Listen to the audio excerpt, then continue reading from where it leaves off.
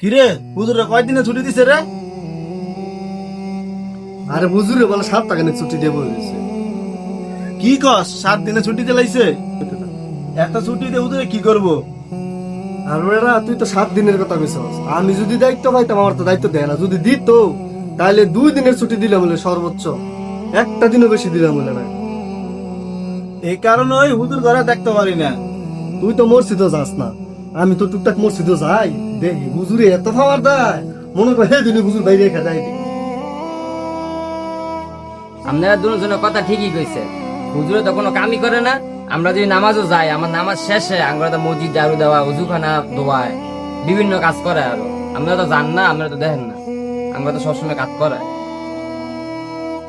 বাতিজা তুই ঠিক কইছস, গতকালকে আমার ছেলেটার কাছে জানোস কি কাজ দিয়ে করাইছে হুজুরে? এই হুজুর কিভাবে আনতে খায় এই গ্রামের মধ্যে দেখে দেব, এই হুজুর পিছে লাখ লাভাজ করতে। আরে রাহেন মিয়া, এতক্ষণ তো অনেক কথাই কইলেন, সব কথাই শুনলাম। আমি কিছু কথা কই, আপনারা শোনেন। চাচা, আপনি যে কইলেন হুজুরে এত ছুটি দিয়ে কি করব, হুজুরের কি ফ্যামিলি নাই? হুজুরের কি মনটা চায় না একটা দিন সময় দিতে? চাচা, আপনি যে বললেন হুজুরে দেখতে পারেন না, আমরা যদি হুজুরে না দেখতে পারি তাহলে আমাদের বাচ্চারা হুজুরের কাছ থেকে বা অন্যান্য আলেমদের কাছে কোরআন শিখবে কি করে? আমরা তো হুজুরদের প্রতি নমনীয় হতে হবে।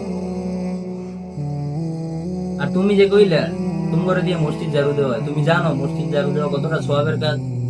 যদি তুমি জানতা মসজিদ ঝাড়ু দেওয়া কতটা সওয়াবের কাজ, তুমি বাড়ি রেখে সারাদিন মসজিদে ঘুরে থাকতা। আরে বেটা তুই চুপ থাক, তুই জবর বেশি কথা কস, তুই আমার চাইতে বেশি বুঝস, আমি তোর মুরব্বি। ঠিক আছে চাচা, আপনি আমার মুরব্বী, কিন্তু সূরা ফাতিহাটা তো এখনো ঠিক মতন পারেন না, আবার হুজুরের পিছনে ঠিকই লেগে থাকেন।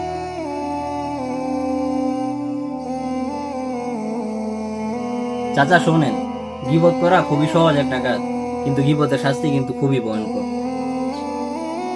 তাই কারো দোষ দেখলে প্রচার নয়, আমরা তার জন্য দোয়া করার চেষ্টা করি। হয়তো এর বিনিময়ে আল্লাহ তাআলা আমাদের দোষ ঢেকে দিতে পারে।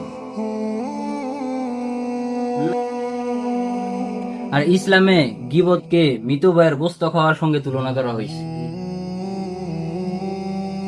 তো বাতিজা আমার ভুল আমি বুঝতে পারছি, আলেমদের পিছনে আর কোনোদিন আমি লাগবো না। ইনশাল্লাহ আলেমদেরকে সম্মান করার চেষ্টা করবো।